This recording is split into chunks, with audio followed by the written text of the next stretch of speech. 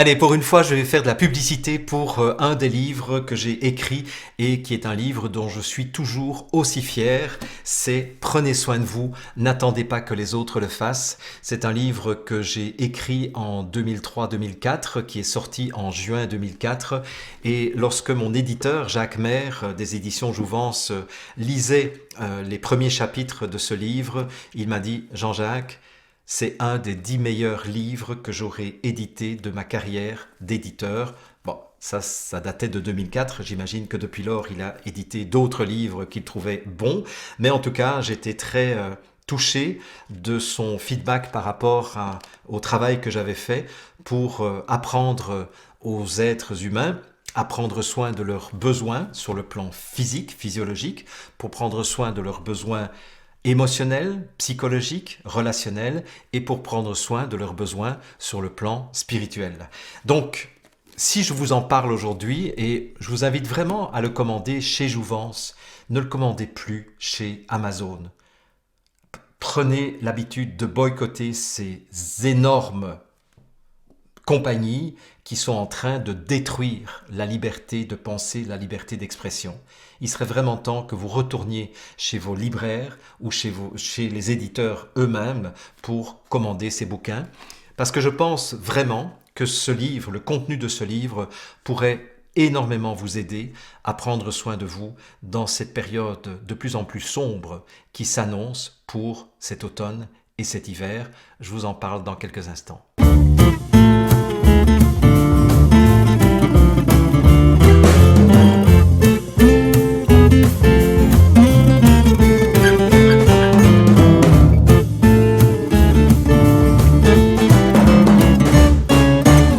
Bonjour et bienvenue dans cette nouvelle conversation du lundi, la 58e en fait du 5 octobre 2020.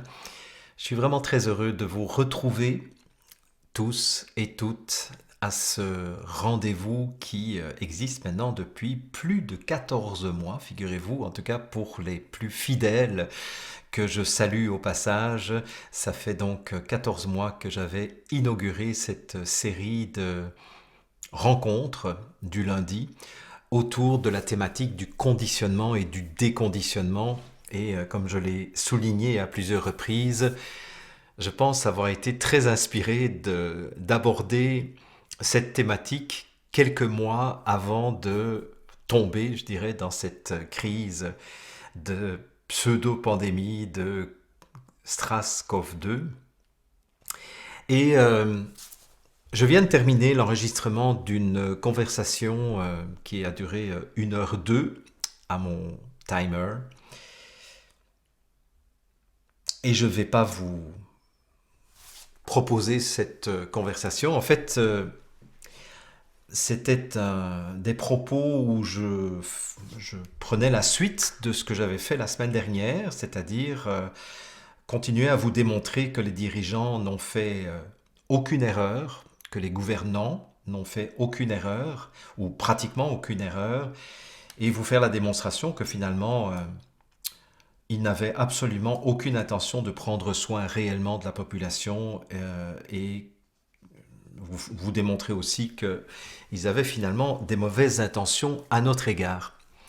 Et puis, en réécoutant l'enregistrement de ma conversation, je me suis dit que ce n'est pas de cela dont nous avons besoin actuellement. Je pense que si vous me suivez depuis un certain temps, je pense que vous êtes convaincus que ce qui apparaît comme une situation kafkaïenne, une situation qui n'a plus aucun bon sens, est une situation qui n'est pas le fruit de l'imbécilité, de la bêtise de nos dirigeants, que ça procède beaucoup plus d'un plan organisé, prévu, programmé depuis des dizaines d'années, sinon pour certains aspects, en tout cas depuis plusieurs centaines d'années.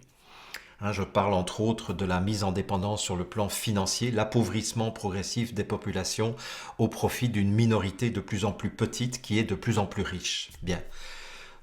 Donc je me suis dit non, je ne pense pas que c'est de cela dont vous ayez besoin actuellement. Et je me suis souvenu de ce que beaucoup de personnes m'ont confié lors des différentes manifestations auxquelles j'ai participé. ici au Québec.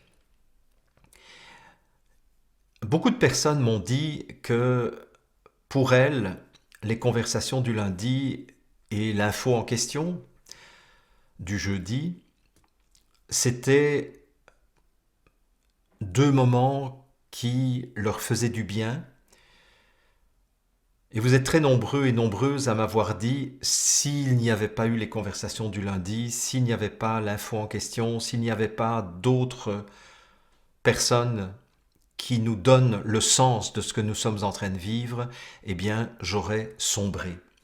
Il y a même une dame qui m'a dit, je pense l'avoir dit dans une autre émission, si je ne vous avais pas découvert au mois de mars, on m'aurait retrouvé pendu dans le cadre de ma porte, dans un cadre de porte, comme on dit ici au Québec. Et donc, je me dis que aujourd'hui, j'avais juste envie de vous donner quelques paroles pour vous inviter, vous inciter à prendre soin de vous et pour vous préparer aussi. Il y a quelques mois, j'avais déjà annoncé que ce que les gouvernements nous préparaient pour cet automne était pire que ce que nous avions vécu au printemps.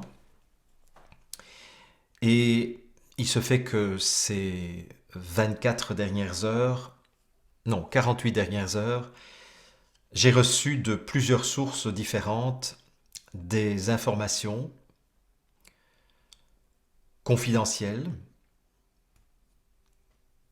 Donc, je vous les partage au prix où je les ai reçues, c'est-à-dire pour 0 € ou 0 $.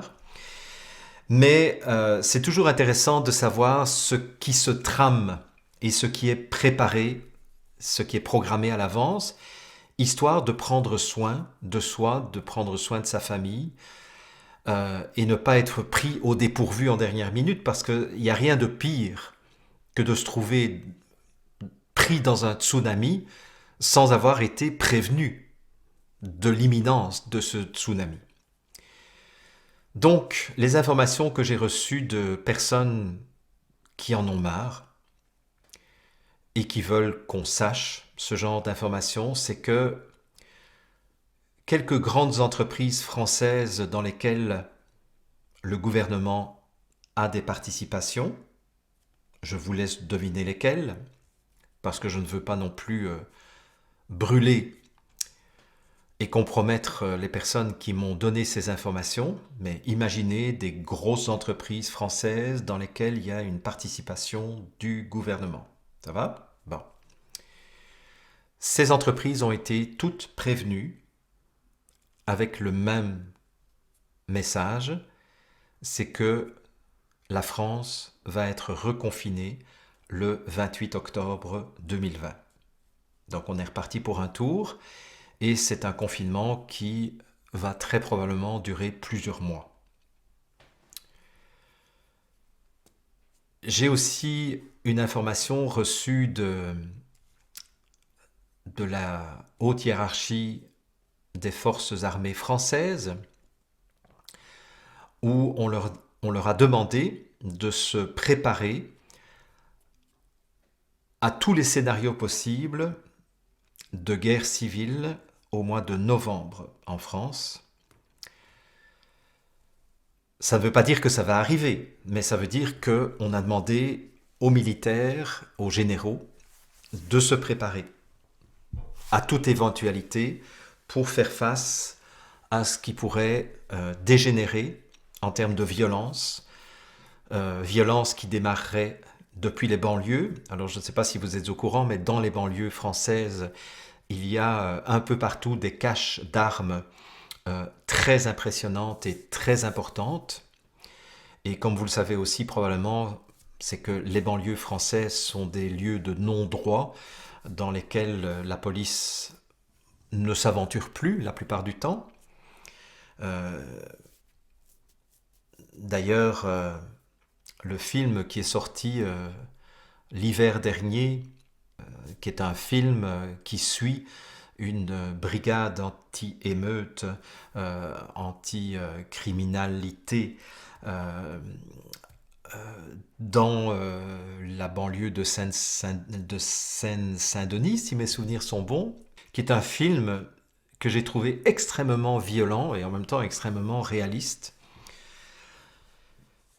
et où on voit effectivement à quel point ces banlieues sont des lieux où la mèche est devenue extrêmement courte et où il suffirait de pas grand-chose, de spontané ou de provoqué, pour qu'une guerre civile se déclenche.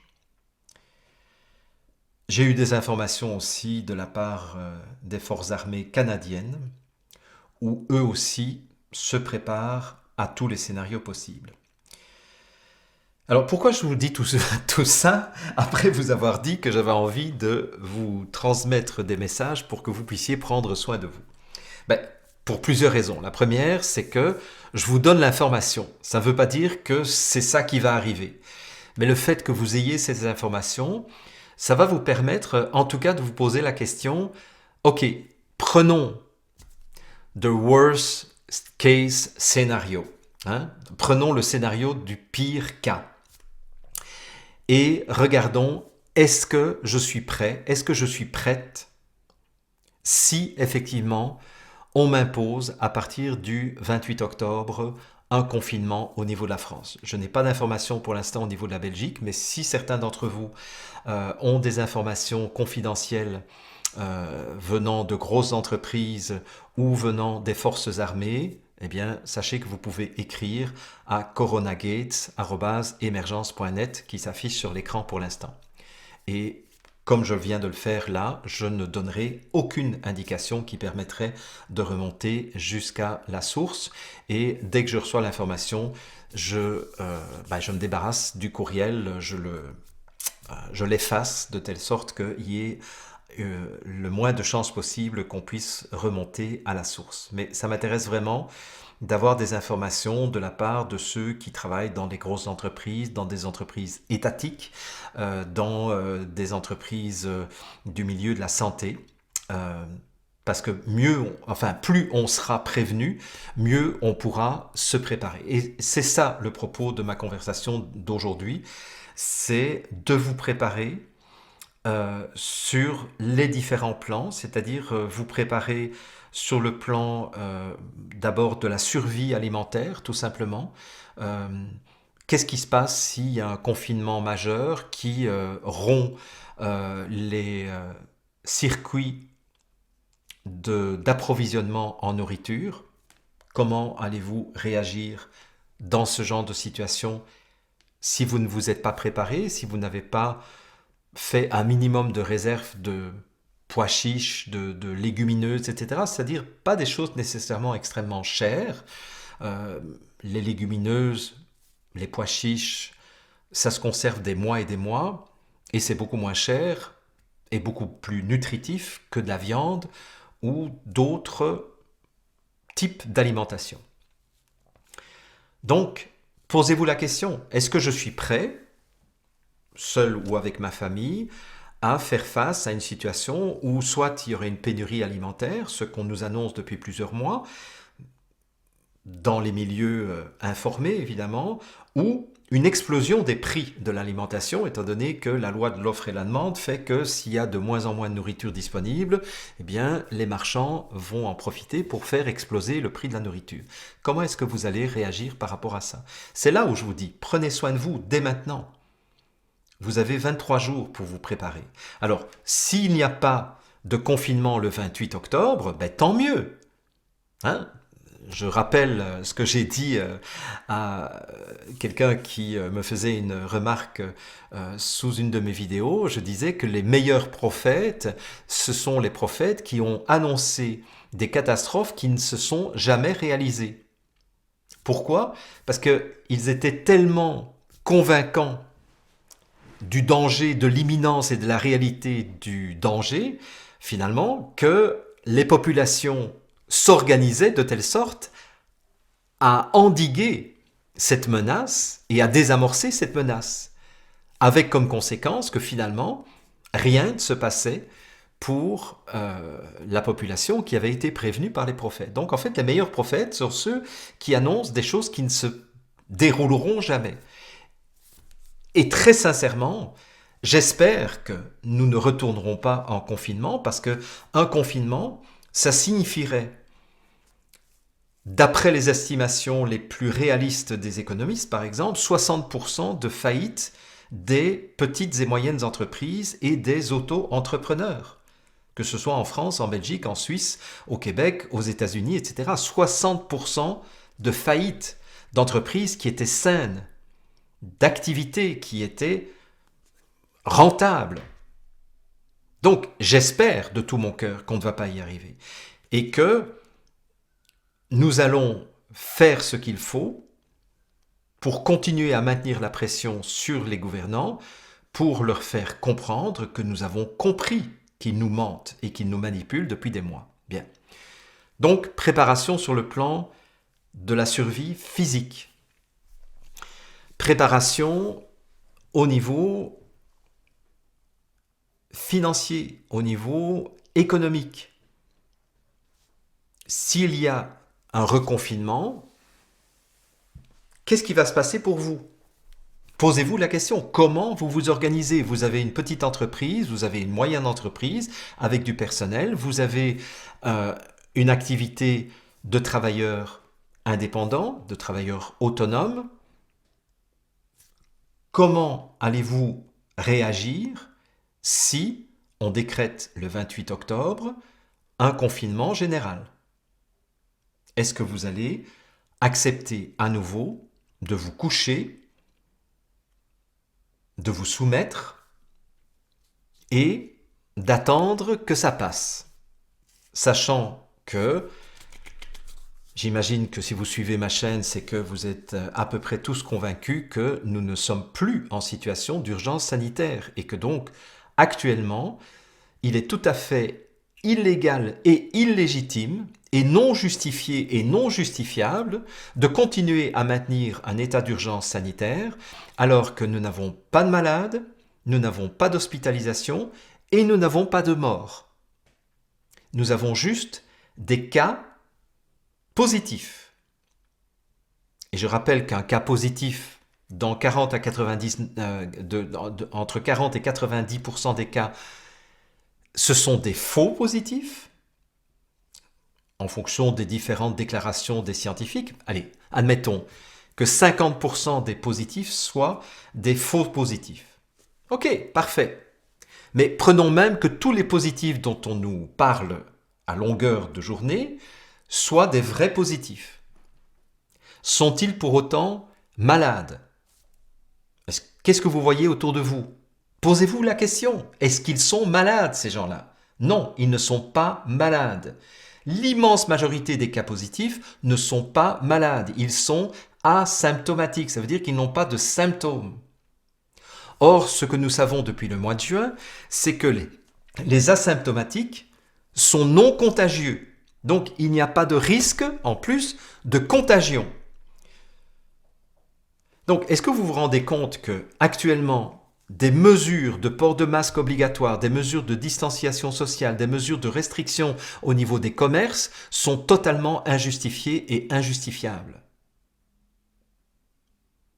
Et sont déjà en train de mettre par terre, de mettre à genoux l'économie du pays. Donc posez-vous la question sérieusement.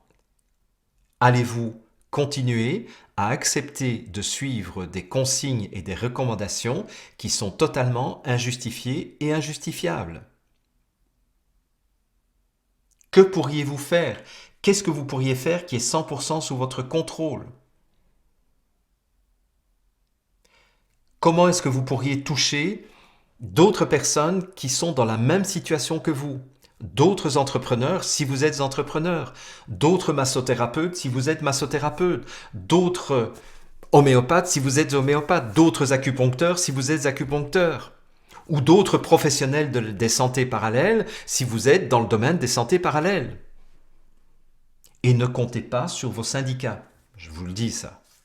Les syndicats ont été achetés de la même façon que Les médias ont été achetés de la même façon que les gouvernants ont été achetés.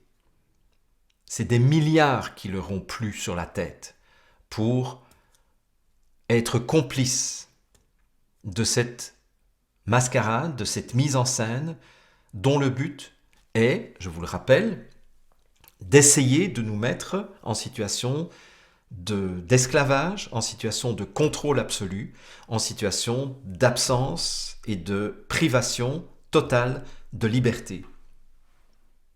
Donc ne comptez plus sur les associations professionnelles, ne comptez plus sur les syndicats. Je pense que vous avez déjà compris que vous ne pouviez plus compter sur les journalistes et encore moins sur les gouvernements, que ce soit des gens de la majorité ou de l'opposition. Donc, étant donné cela, sur qui allez-vous compter pour vous organiser entre vous pour que si on nous impose, que ce soit ici au Québec ou en Belgique, en France, en Italie, en Suisse, en Espagne, dans tous ces pays qui ont démontré leur capacité à créer des situations d'urgence sanitaire là où il n'y a plus aucune raison d'en créer, qu'allez-vous faire pour saboter ce plan qui est en train d'avancer avec la complicité de toute la population? Je vous pose la question très sérieusement. Vous avez 23 jours pour y répondre et pour vous organiser. Je salue au passage l'initiative de Silvano Trotta, qui vient de créer avec d'autres personnes une association qui s'appelle Bon Sens, parce qu'effectivement, comme Silvano le dit dans sa vidéo, que je laisserai peut-être à la fin de cette vidéo d'ailleurs, comme Silvano le dit, on a perdu le bon sens. Moi, je ne pense pas qu'on a perdu le bon sens. Je pense qu'effectivement, tout ce qui est en train de se passer est fait exprès. Mais bon, je trouve que la démarche de Silvano est intéressante parce que ils mettent en place une association dans le but de fédérer les gens, dans le but de faire en sorte que les gens puissent s'associer pour mettre en place des démarches collectives. Donc, je vous recommande chaleureusement d'aller vous inscrire dans cette association initiée par Silvano Trotta.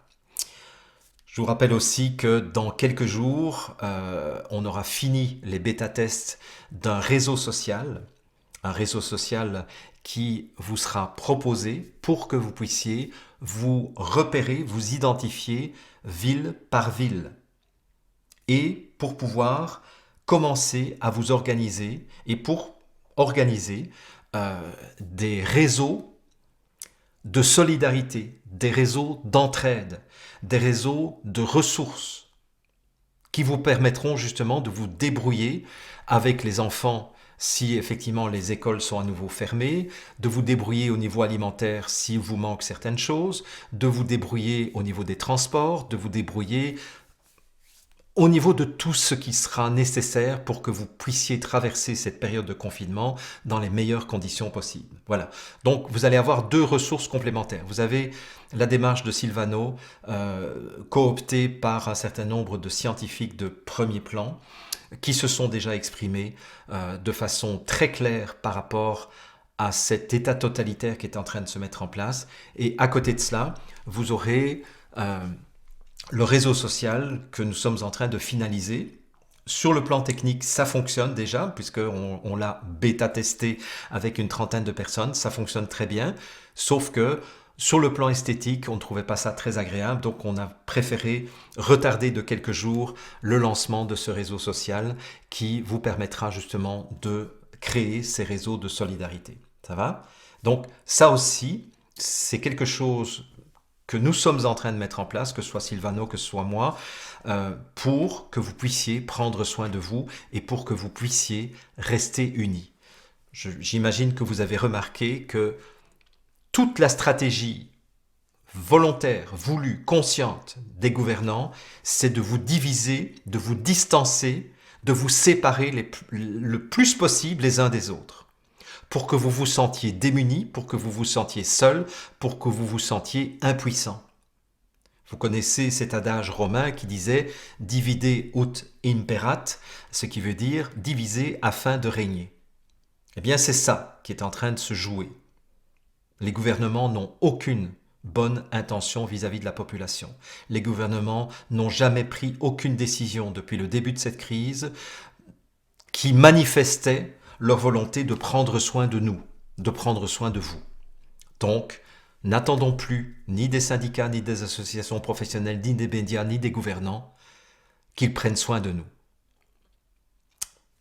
Ça me fait penser au titre de mon livre « Prenez soin de vous, n'attendez pas que les autres le fassent ». Eh bien, je dirais qu'un titre comme ça, qui est un bouquin que j'ai écrit en 2004, est encore plus d'actualité aujourd'hui qu'auparavant. C'est « Prenez soin de vous, n'attendez pas que votre syndicat, que votre association professionnelle, que les médias ou que les gouvernements prennent soin de vous ». Vous ne pouvez plus compter sur eux. Vous devez compter sur la solidarité humaine. Vous devez vous rapprocher maintenant les uns des autres. Vous devez vous tendre la main les uns les autres. Ça, c'est encore une façon de prendre soin de vous. Troisième façon de prendre soin de vous, c'est de refuser catégoriquement les tests. Refuser catégoriquement les tests.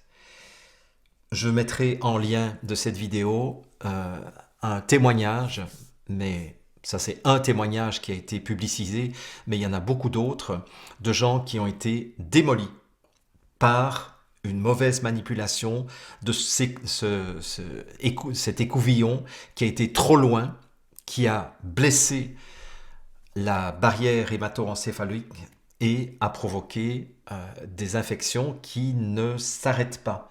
J'avais déjà rencontré au mois de juin dernier un jeune homme, non c'était au mois de juillet, c'était lors d'une manifestation à Montréal, un jeune homme était venu me trouver en me disant « Depuis qu'on m'a fait un test, j'ai des sécrétions permanentes, j'ai des maux de tête permanents, et ça n'arrête pas, et j'ai des infections qui ne font qu'empirer. Qu'est-ce que je dois faire, monsieur Crèvecoeur ?»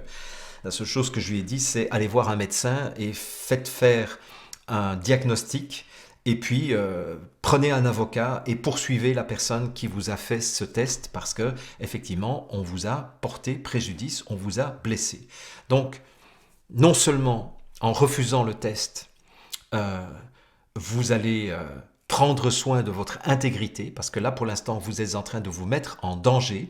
Alors, le danger d'être blessé est faible, mais il existe. Mais comme ces tests de toute façon ne servent à rien, je ne vois pas pourquoi vous prendriez des risques pour quelque chose qui ne sert à rien. Personne n'est malade dans votre pays. Pourquoi est-ce que vous continuez à croire que des tests sont nécessaires? Ce n'est plus nécessaire du tout. Et il est clair que moi, je refuserai toujours de me faire tester, même s'ils deviennent obligatoires. Vous entendez? Même s'ils deviennent obligatoires. Bien. Quatrième façon de prendre soin de vous, c'est ne plus porter votre putain de masque. Là aussi, on se rend compte qu'il y a de plus en plus de consultations en médecine de terrain pour des pneumopathies, pour des difficultés respiratoires, pour des allergies au niveau cutané, pour de l'herpès labial, etc. etc. J'ai vu un article l'autre jour où on avait la liste de toutes les raisons pour lesquelles les gens consultent. Actuellement, ça représente 25% des consultations chez les médecins, et ça, personne n'en parle. 25% des consultations chez les médecins actuellement sont les conséquences directes du port du masque. Ça veut dire qu'une personne sur 4 qui consulte un médecin vient parce que elle a rencontré des problèmes et des préjudices du fait de porter le masque de façon régulière et permanente. Et arrêtez de venir me dire que mais les chirurgiens ils portent des masques à longueur de journée et ils n'ont aucun problème. Bon, ben, allez écouter la vidéo d'un chirurgien qui justement explique que les circonstances dans lesquelles les chirurgiens portent un masque sont totalement différentes des circonstances dans lesquelles on vous fait porter le masque.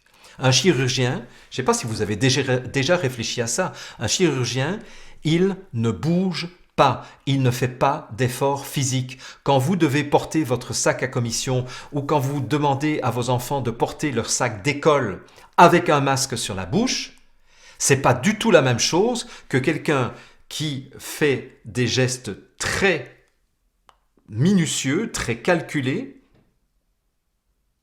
et qui ne dépense absolument pas d'oxygène en excès.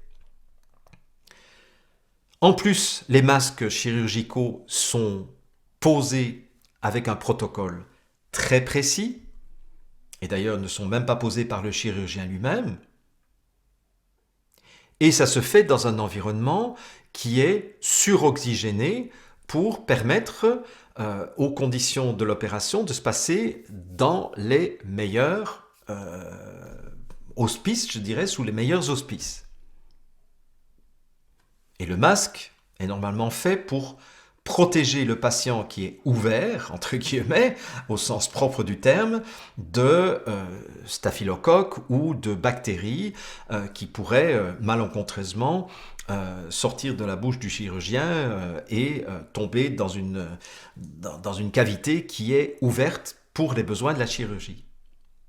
Et pas pour protéger de maladies infectieuses. D'ailleurs, c'est marqué en toutes lettres sur toutes les boîtes de masques que vous achetez, et je ne comprends toujours pas comment autant de monde continue à croire que les masques protègent de quoi que ce soit, alors que c'est même écrit noir sur blanc que ça ne protège en rien de maladies infectieuses ou virales. Alors vous allez me dire, oui, mais moi je suis salarié et je n'ai pas le choix. Si, vous avez le choix. Vous avez le choix. Vous avez le choix de faire grève. Vous avez le choix de prendre votre congé. Alors je sais que c'est pas simple, hein. Je vous entends d'ici. Ouais, mais Jean-Jacques, tu sais, moi je dois nourrir toute une famille, etc. Ben oui, ben justement. Si vous ne résistez pas maintenant, de toute façon, votre emploi, vous allez le perdre d'ici le 31 décembre 2020. On prévoit 60% de faillites dans le domaine de la restauration et des bars. 60% de faillites. On prévoit 50% de faillites dans le domaine de tout ce qui est santé parallèle. On prévoit, là c'est pas des faillites, mais on prévoit des mises au chômage de tout le secteur culturel, à quelques exceptions près. Donc de toute façon, si vous ne faites rien maintenant, vous allez le perdre votre boulot. Alors, est-ce que vous voulez prendre des risques maintenant pour essayer de sauver votre boulot en ne coopérant plus aux injonctions gouvernementales, ou est-ce que vous allez continuer à vous soumettre et à accepter les injonctions qui vous sont faites pour de toute façon avoir comme résultat de perdre votre boulot? Réfléchissez à ça. Après, c'est vous qui allez répondre, hein? Cinquième chose pour prendre soin de vous. Retirez vos enfants de l'école, s'il vous plaît. Est-ce que vous avez entendu votre petit Micron, votre dictateur français? Il a décrété que la loi de Jules Ferry, qui date de la fin du 19e siècle, il a décrété que cette loi fondamentale, que ce droit fondamental de pouvoir instruire les enfants à la maison, c'était fini en 2021. Est-ce que vous avez entendu ça? Est-ce que vous vous rendez compte ce que ça veut dire en termes de contrôle total de la population? Est-ce que vous pouvez raccrocher ça à ce que je vous ai dit dans la conversation du lundi numéro 57, c'est-à-dire celle de la semaine précédente? Est-ce que vous vous rendez compte que, en obligeant tous les enfants à aller à l'école et à ne plus avoir d'exception sauf vraiment cas médical très grave. Il est en train de continuer à mettre en place le plan de cette minuscule minorité de psychopathes milliardaires. Parce que quand tous les enfants sont rassemblés dans le même endroit, on peut mieux les conditionner, on peut mieux leur faire un lavage de cerveau, on peut les tester et prélever de l'ADN au passage, et on peut les vacciner, éventuellement à l'insu des parents.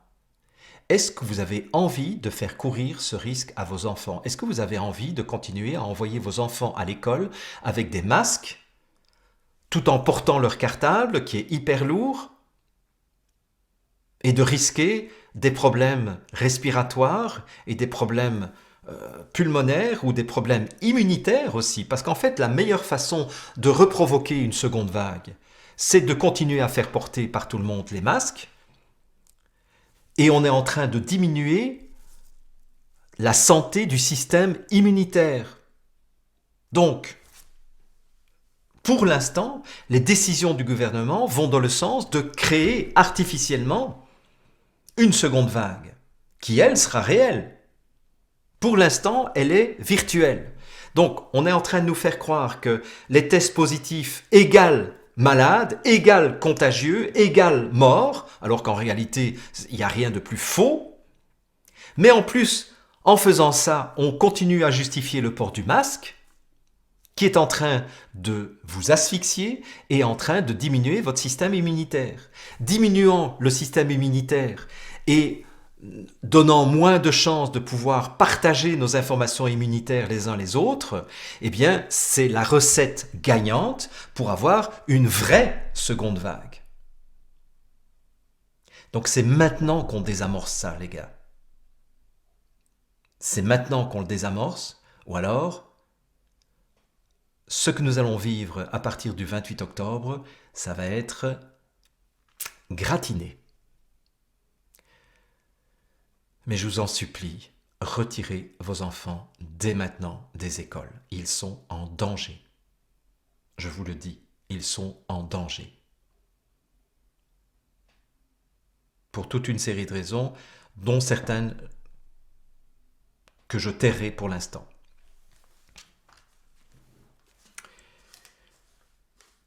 Et donc, sixième et dernière façon de prendre soin de vous, c'est déjà d'échanger vos adresses au niveau proximité ou de vous organiser entre vous dans l'hypothèse où nous serions reconfinés.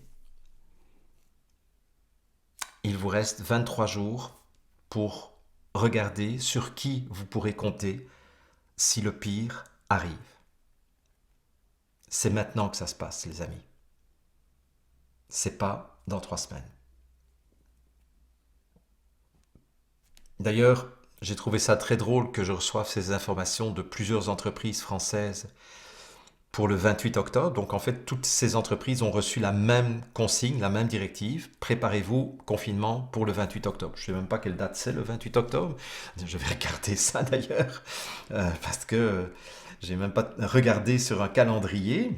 Mais je vais vous dire ça dans quelques instants. Donc le 28 octobre, c'est un mercredi. C'est bizarre comme date, mais enfin bon, voilà, c'est un mercredi.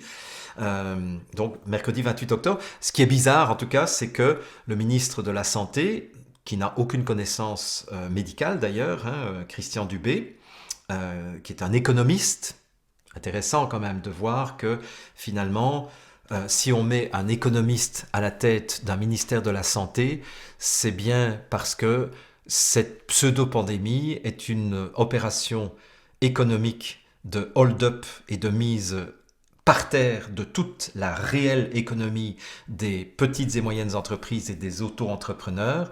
Et donc, c'est tout à fait logique qu'à la tête de la santé, on retrouve un économiste. Voilà, Christian Dubé. Et Christian Dubé nous a annoncé des mesures extrêmement drastiques, draconiennes, du 1er au 28 octobre. Alors, c'est probablement une coïncidence, donc ne me faites pas dire ce que je n'ai pas dit.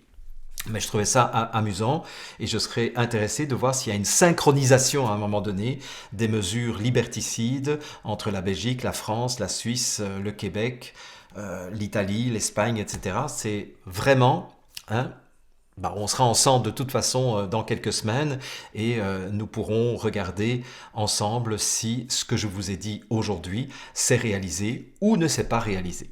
Voilà. Donc, prenez soin de vous encore, c'est la 7e et dernière chose que j'avais envie de vous dire. Prenez soin de vous en arrêtant d'écouter les nouvelles à la télévision. Écoutez, il n'y a plus rien de nouveau qui va sortir de cela.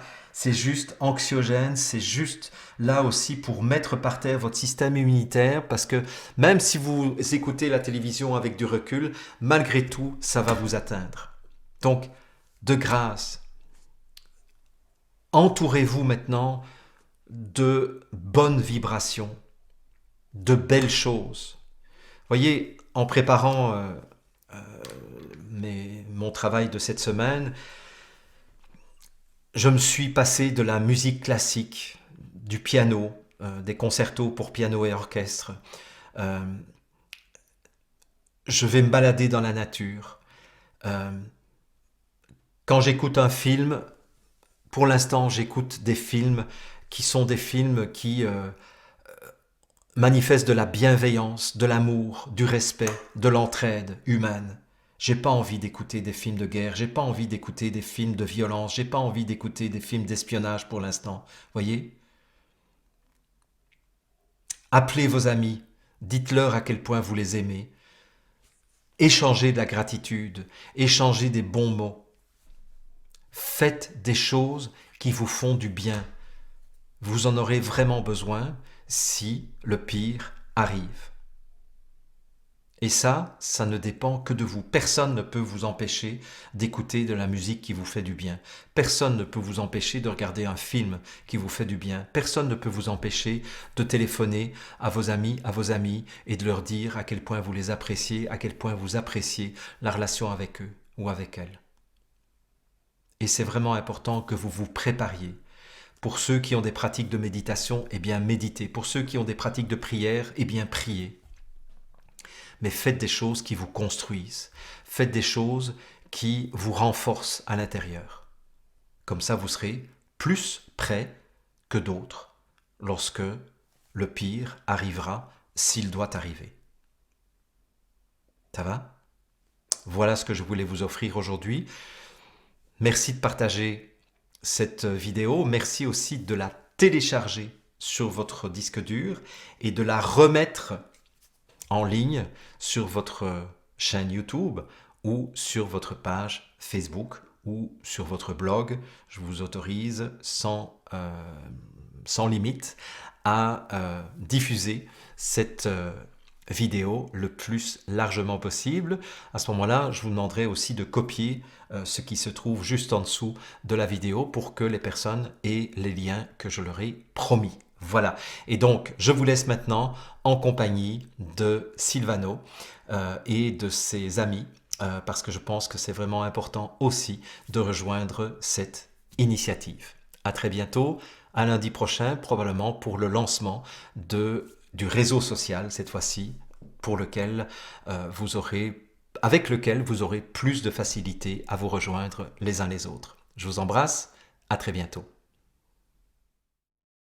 Bonjour, je suis Xavier Zalbert. Dans ma vie de tous les jours, je suis le directeur de la publication de France Soir. Bon Sens est né d'une initiative citoyenne qui part d'un besoin, d'un constat que nos concitoyens avaient exprimé un besoin de contribuer dans la vie de tous les jours à amener le bon sens dans le vacarme qui existe actuellement. Bon sens repose sur deux valeurs fondamentales que sont l'indépendance des décisions, absence de conflit d'intérêts et l'intégrité, qui part de, en général, toute association, c'est-à-dire avoir des bonnes intentions. Il y a 4 piliers à notre action qui reposent autour de la santé, donc la santé humaine, notre santé à nous, la santé sociétale, la manière dont nous sommes organisés, notre civisme, la santé de notre économie et la santé de la planète. Quand on a dit ça, on pourrait dire, a-t-on tout dit? Est-ce que c'est un vaste sujet? Vous pouvez aussi vous poser la question de qu'est-ce que peut faire bon sens pour vous? Qu'est-ce que va faire bon sens? Et j'ai tendance à dire, c'est qu'est-ce que vous pouvez faire pour ramener le bon sens, pour contribuer à ramener le bon sens dans notre vie de tous les jours. Dans notre action, nous avons 2 actions principales. La première des actions, c'est de ramener le débat. Ramener ce débat, parfois on a l'impression qu'il a été kidnappé, qu'il a été oublié. Ramener ce débat afin que l'on puisse répondre à des questions sur lesquelles nous avons des incertitudes. Les tests, pas les tests. Les masques, pas les masques. Le traitement, pas le traitement. L'environnement, pas l'environnement. La dette, pas la dette. Il y a pas mal de sujets sur lesquels nous pouvons ramener le débat et définir des avis, des recommandations que nous pourrons porter. Quand cela sera nécessaire, ça c'est le deuxième objectif, nous prendrons les mesures nécessaires. Ça peut être de porter ce débat plus loin, quitte à mener des actions juridiques. Cependant, nous voulons les mener de manière ordonnée et pas désordonnée, de manière à ramener ce bon sens. Voilà un petit peu ce que c'est que bon sens aujourd'hui. Venez nous rejoindre, c'est avant tout votre bon sens dont on a besoin. Bonjour, je m'appelle Corinne Reverbel, j'ai bientôt 54 ans. J'ai un parcours professionnel un peu atypique puisque j'ai commencé dans le domaine scientifique. Je faisais de la recherche fondamentale en biochimie au CNRS. J'ai obtenu un doctorat de microbiologie et ensuite, pour des raisons familiales et personnelles, j'ai changé de vie. Et maintenant, je travaille dans le domaine de la communication orale et de la communication digitale. Bon sens, pour moi, c'est une force. C'est une force citoyenne, un peu comme un lobby citoyen. Cette association Bon Sens, elle s'appuie sur une intelligence collective.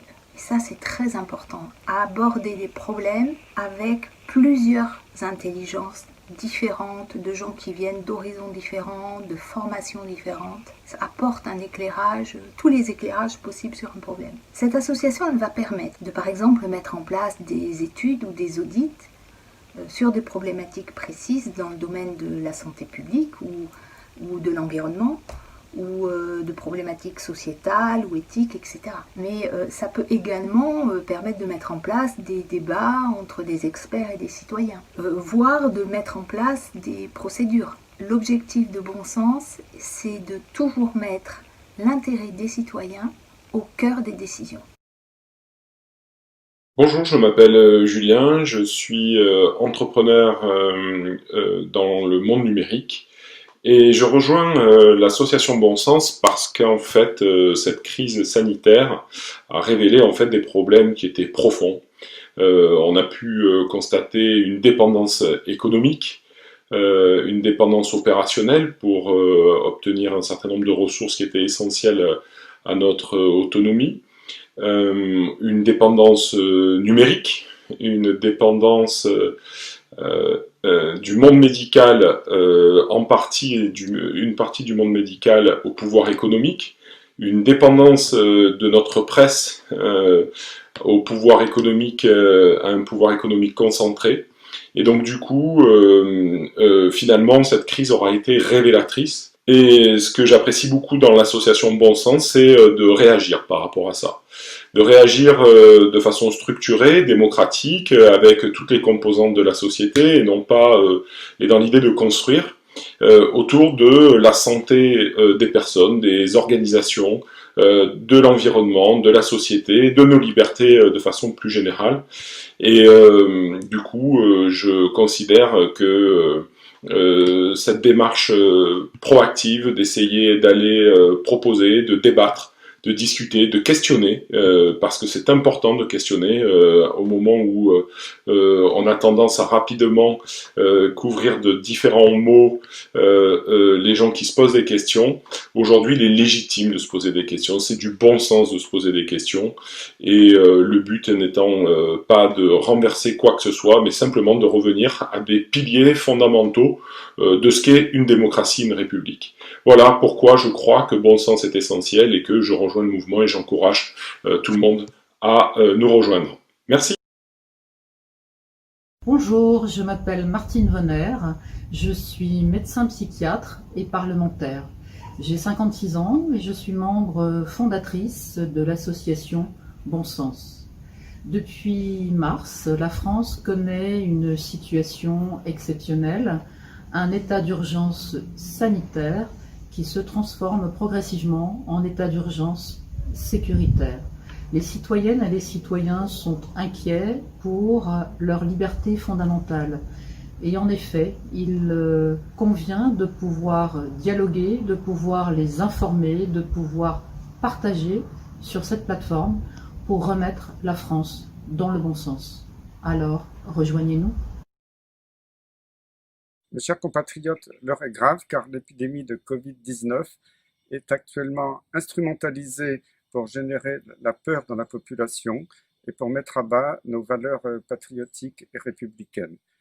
Nos décideurs ont totalement oublié les principes fondamentaux de l'éthique et de la science, sont en train de ruiner notre économie. C'est pour ça que j'ai rejoint l'association Le Bon Sens, qui est composée de Françaises et de Français de tous horizons, de toute formation, de toute profession, qui ont à cœur de dénoncer l'inacceptable et de se battre pour la restauration des principes fondamentaux de notre démocratie. Vive la France! Valérie Bugot, docteur en droit, analyste de géopolitique juridique, économique et monétaire, administrateur de l'association Au Bon Sens. L'invraisemblable gestion de la crise du Covid par les pouvoirs publics ayant à la fois généré et révélé de très graves dysfonctionnements de nos institutions et de notre société, j'invite tous les individus, tous les gens intéressés à en savoir plus et à y voir plus clair, à rejoindre notre association Au Bon Sens. Bonjour, je suis le docteur Gérard Guillaume, médecin rhumatologue. Je fais partie du conseil d'administration de l'association Bon Sens. Être membre de cette association Bon Sens, c'est pour moi une des meilleures manières de lutter contre le mensonge d'État qui préside à notre pays depuis le début de la crise sanitaire. C'est aussi le moyen de s'opposer à la mise en place d'une dictature sanitaire rampante. J'invite le maximum de gens à rejoindre notre association et à participer à notre action. Bonjour, je suis Alexandra Henrion-Caude, chercheure, généticienne. J'ai effectué une partie de ma formation en France, en Angleterre et aux États-Unis. Puis j'ai intégré l'INSERM en tant que chargée de recherche, en tant que directeur de recherche. Et en 2011, je m'intéresse un petit peu plus particulièrement aux aspects éthiques qui me semblent menacés. Et je fonde un collectif qui s'appelle Science en Conscience.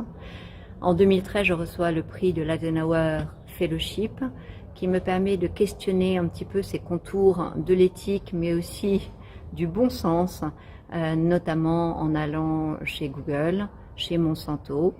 Et puis en 2015, nous avons un collectif qui s'intéresse à soigner l'humain, avec le L entre parenthèses, soigner humain, soigner l'humain, où on réalise vraiment l'importance de mettre l'humain au cœur du soin. La suite, vous la connaissez un petit peu, c'est ce qu'on a vécu ces derniers temps, notamment sur la gestion de la crise sanitaire, mais aussi sur cette loi de bioéthique qui est particulière. Bon sens, c'est ce qu'il nous faut. C'est ce qu'il nous faut par rapport à un état de situation qui est très inquiétant, qui est terriblement inquiétant, où les mesures s'enchaînent sans véritablement fondement ou intégration sur à la fois l'humain, l'environnement, l'impératif économique de nos sociétés, l'équilibre global de la société. Face à ce que je nommerais être une hystérie, un emballement, une hystérie collective, c'est un tsunami finalement qui nous arrive là, de mesures totalitaires. Eh bien, il est indispensable de se ressaisir et d'être nombreux. D'être nombreux à prôner le bon sens et à l'opposer à des décisions magiques qu'on sortirait d'un chapeau en disant 40 milliards de dollars, c'est ce qu'il nous faut pour vacciner la totalité de la population. Pourquoi ? Simplement parce qu'un individu décide de cette vaccination. L'ensemble est préoccupant et plus nous serons nombreux, plus nous pourrons faire valoir la valeur, l'importance du bon sens, non seulement de notre vivant, mais aussi en valeurs à transmettre aux générations futures pour préserver l'environnement, pour préserver l'homme, pour préserver l'équilibre de nos sociétés. Merci. Bonjour, je suis Sylvain Notretard, dirigeant d'entreprise, membre fondateur et trésorier de l'association Bon Sens. Je ne sais combien de fois dans mes émissions concernant cette épidémie, je vous ai dit « Et là, qu'est-ce que votre bon sens vous dit ?» Car hélas, balancés entre les informations contradictoires depuis février, beaucoup ont été perdus devant cette avalanche sans plus savoir quoi et qui croire. Beaucoup se sont sentis seuls, abandonnés, en proie pour certains, à de mauvais cauchemars. Vous avez été nombreux à m'écrire, médecins, soignants, dentistes, chefs d'entreprise, professions libérales, retraités, ouvriers, chômeurs, enseignants, étudiants, ou simples parents inquiets pour l'avenir de leurs enfants pour me demander « Mais que pouvons-nous faire ?» Eh bien voici votre réponse, rejoindre une association citoyenne de bon sens. Une association née pour tous nous réunir, pour échanger, discuter, partager sous l'égide, non plus de la peur, non plus des menaces, mais du bon sens. Ce bon sens citoyen qui a fait tant défaut ces derniers temps dans les décisions prises dans de nombreux domaines. Allons-nous continuer à accepter de laisser à quelques-uns prendre des décisions qui affectent nos vies sans que nous puissions porter la parole d'une seule contradiction? Souhaitez-vous continuer à être spectateur passif ou un acteur impliqué dans le scénario de votre vie? Ensemble, nous sommes plus forts. Ensemble, nous sommes plus riches. Ensemble, nous sommes plus intelligents. Ensemble, nous pouvons faire plus de recherches. Ensemble, notre voix commune portera. Imaginez ce que pourrait être le poids de notre association si nous sommes 500 000 ou 1 million. Ensemble, nous pourrons mener des actions en justice. Ensemble, nous pourrons tenir des conférences de presse pour peser face aux médias dominants qui invitent trop d'intervenants ayant des conflits d'intérêts majeurs. Deux valeurs fortes de notre charte de l'association Bon Sens, intégrité et indépendance. Le but de Bon Sens sera aussi de fédérer des actions internationales avec d'autres associations ayant vu le jour dans le monde. Moi, trésorier, pas un seul euro ne sera dépensé sans que vous en soyez informés.